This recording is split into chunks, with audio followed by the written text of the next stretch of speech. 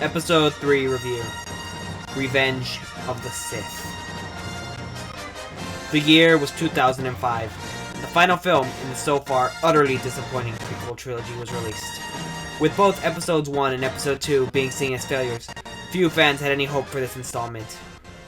Regardless, some fans still had hope that this would be a good film, something that would redeem the prequel trilogy.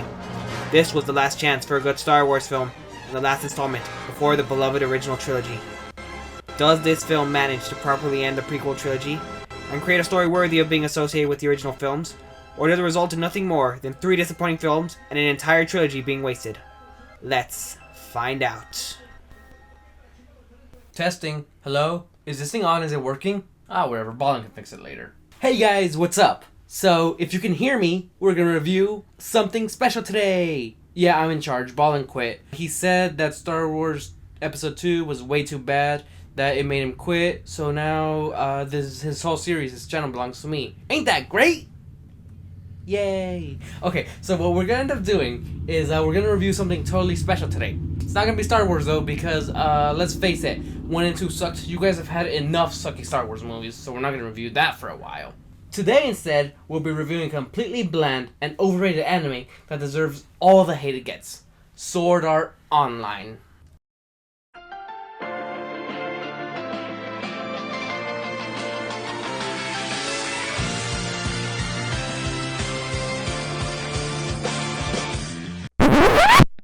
What are you doing? I'm reviewing Sword Art. First of all, we're doing Star Wars. Remember? Getting ready for the new movie? Reviewing the saga? Creating hype? Besides, Sword Art isn't any of the things that you said it was. Are you trying to ruin my reputation? No, I'm trying to save it because, most of the people in the world agree Sword Art sucks, so... Star Wars. End of conversation. Fine. We'll review episode 3. We'll totally review SAO later. But I'll be the one who's doing that review, because that way it won't be completely biased and wrong. Now, on to Star Wars Episode 3, Revenge of the Sith.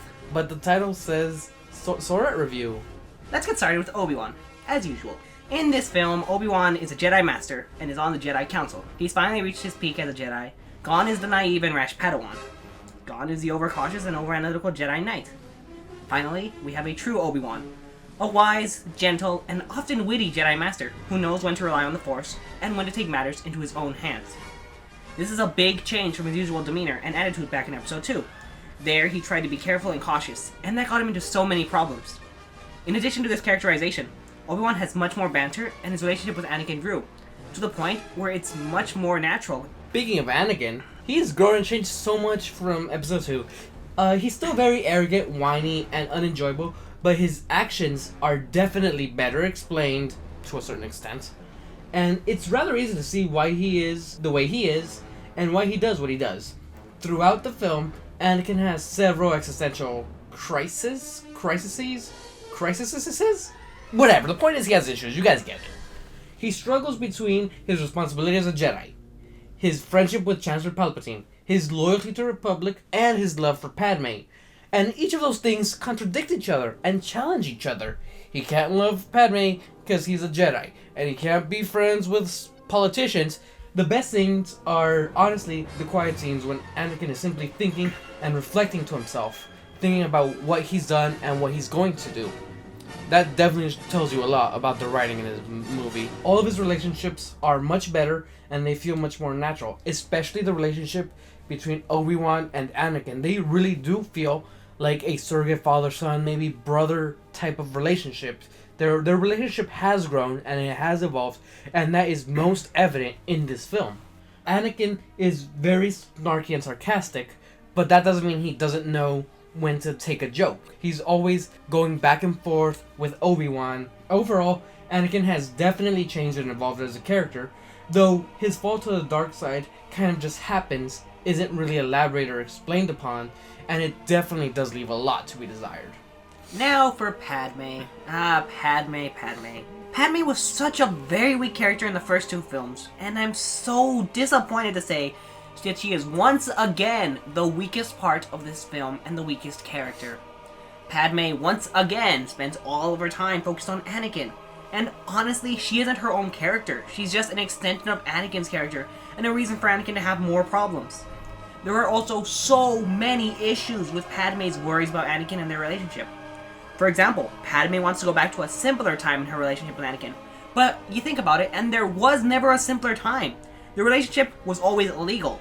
It started immediately after the Clone Wars. Later, near the end, when she confronts Anakin and says that he's changed, that he's not the same person she knew, you have to wonder, did she ever really get to know this guy? I mean, the first film, he was a kid. Then 10-year gap, they reunite, suddenly they're in love. He was constantly gone because he was a general in the Clone Wars. So you have to wonder, how much time did they spend together? How long did they get to know each other? Were they really in love? Either way, Padme is the weakest character in this entire film and only serves to create Anakin's dilemma. Speaking of problems for Anakin, let's talk about the Jedi Council for a bit. In this film, the Jedi Council, most active they've ever been. They've been concerned with Chancellor Palpatine, and they want to end the Clone War as soon as possible. Throughout the film, there are a bunch of instances where the Jedi Council's forces are spread thin. Other than through fighting, though, the Jedi Council is also relevant because of the politics of the Senate, with their worries about how long the Clone War has been going on, and the fact that Chancellor Palpatine's term should have ended long ago, yet he's still in power and still holds his emergency powers. The inner workings of the Jedi Council are shown along with their high points and their low points. The Jedi Council struggles immensely with what to do. Their ultimate fate is a pretty satisfying conclusion and explains why the Jedi are the way they are in the original trilogy. Now as for antagonists. As usual, there are several antagonists in this film, but none of them are really fleshed out or given their own character. Count Dooku returns from episode 2, and he has even less of a role than last time. He appears in the very beginning, first couple of scenes, and then he's just taken out completely. Taking Count Dooku's place as the leader of the droid army is General Grievous. Wait, who? General Grievous is a new character that just came out of nowhere. No build-up, no setup, he's just there. And the only role he has is taking over the droid army when Dooku's gone. I will admit that Grievous does have a cool fight scene against Obi-Wan, and it's also kind of interesting to see the fact that General Grievous is trained in the Sith form of lightsaber combats, even though he himself is not a Sith or Force sensitive. The Separatists have no purpose in this. Finally, the Sith, who has been manipulating the events of all 3 prequel films, Darth Sidious, is finally revealed. But the way he was revealed is very disappointing because of how much build-up there was. The last antagonist worth mentioning is Darth Sidious's new apprentice, Darth Vader. Hey, speaking of Grievous, I guess you could say he was armed and dangerous. Am I right? Am I right? We've established that the pacing wasn't very good for the first 2 films, but what about this time around? The film is about 140 minutes long, and right away begins with an epic space battle. And when I mean epic, I mean epic. Count Dooku shows up about 12 minutes into this film. After a 2-minute fight scene, he's quickly taken out. This intro and the action scene ends after about 25 minutes, so you do get a good solid amount of action in this first scene. Yoda arrives on the planet Kashyyyk 49 minutes into the film, and Obi-Wan arrives on Utapau 52 minutes into the film. It's hard to tell how long these scenes last because they go back and forth, and while they're going back and forth, you have a different plot in between. You have the Anakin subplot, and then you have the fight scenes, and everything meshes very well. Darth Vader shows up about 76 minutes into the film, and the Great Jedi Purge begins about 80 minutes into the film. The final duel between Vader and Obi-Wan, along with the duel between Yoda and Sidious, begins about 108 minutes into the film, and the duels last approximately 15 minutes, which is the longest duel in all of the prequel trilogy. Okay, so the pacing might be good, but there are still issues that we can't avoid. For as good as the pacing is, there are way too many plots in this film, and the focus can be a little scattered. Yeah, they blend in nicely and they know when to transition well, but there are some things that just could have been taken out. This film was split between the Jedi Council trying to win the Clone Wars, with Obi-Wan attacking on Utapau and Yoda on Kashyyyk. Anakin himself is trying to resolve his conflicting issues with the Jedi Council, with Chancellor Palpatine, and with Padme. There was also the conflict between the Jedi Council losing trust in Palpatine, and Darth Sidious putting the end of his master plan into play. After all of this comes into play, it transitions to the Jedi Purge, the fall of the Republic, and the Jedi's last stand against the Sith. This film is filled with unnecessary fanservice for the original trilogy. It's nice, but it's unneeded and it takes up time that could have been used somewhere else. The most blatant, unnecessary fanservice is Yoda being on Kashyyyk, which was just an excuse to have Yoda away from the Jedi Temple and an excuse to show off the Wookiee home planet, along with a very, very unneeded appearance from Chewbacca himself. This is nice. Fans will appreciate it. But this is a film that's supposed to be the end of a saga. And it is the end of the prequel trilogy. The time should not be spent on fan service. The Death Star was also shown. However, the way that it was shown seemed to be near completion. But that's impossible, because we know that the Death Star won't be complete for another 20 or so years.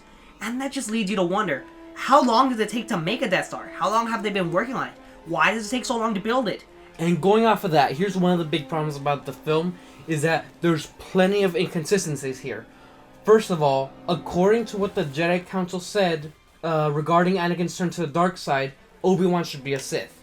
What I mean by that is that in the film, they say that love brings you down to the dark side. After the duel, while they're dueling, while Vader and Obi-Wan are dueling, Obi-Wan says, "I loved you, Anakin. You were like a brother to me."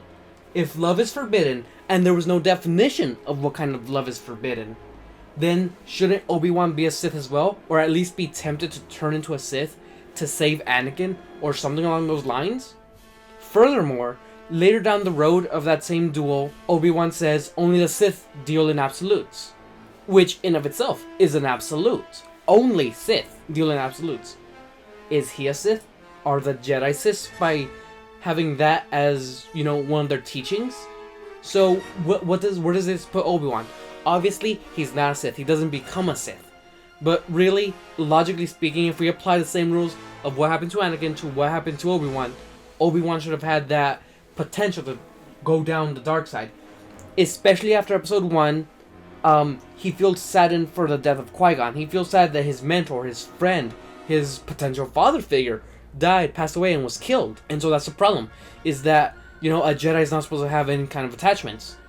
Yet Obi-Wan was attached to Anakin, and when he was a Padawan, he was attached to Qui-Gon. So how can we reconcile this? Also, another problem with this film is Yoda kind of just gives up. Yeah, he wasn't winning, but he clearly wasn't losing either. Their duel was amazing. Their use of the Force powers in the Senate was amazing. Something that's just ridiculous was Padme's death. She dies of a broken heart, yet she just had her two little twins, Luke and Leia. And so the problem with that is, how can she give up on life because of Anakin? Shouldn't she want to try to live to take care of her children because they would potentially remind her of Anakin? Sure, I get it that she'd be depressed over the fact that her lover is gone. Of course she's going to be depressed, but the way it comes off makes it seem much more cheesy and dumb otherwise. The only good thing is that Obi-Wan remembered to Z-target when he had the upper ground. Again with Z-targeting? First against Darth Maul, now against Darth Vader? This isn't Zelda. No, but, he's totally Z-targeting. He waited till Vader was open to attack. Regardless, the music in this film was very good as usual. Honestly guys, overall, Star Wars Episode 3 Revenge of the Sith is just an average play as its own film. And as a Star Wars film, I have to say, it's a nice and standard Star Wars film, It has the aspects of a Star Wars film, but it's nothing great. It is obviously easily the best of the Star Wars prequel films, but it just can't compare to the original trilogy. So, let us know what you think of Star Wars Episode 3 Revenge of the Sith. We hope you all enjoyed, and stick around, because we might have wrapped up the prequel trilogy, but Episode 7 isn't here yet, and we've still got the Rich Tridge to cover. Good, because I only stuck around so that we could get to the good films. Yay!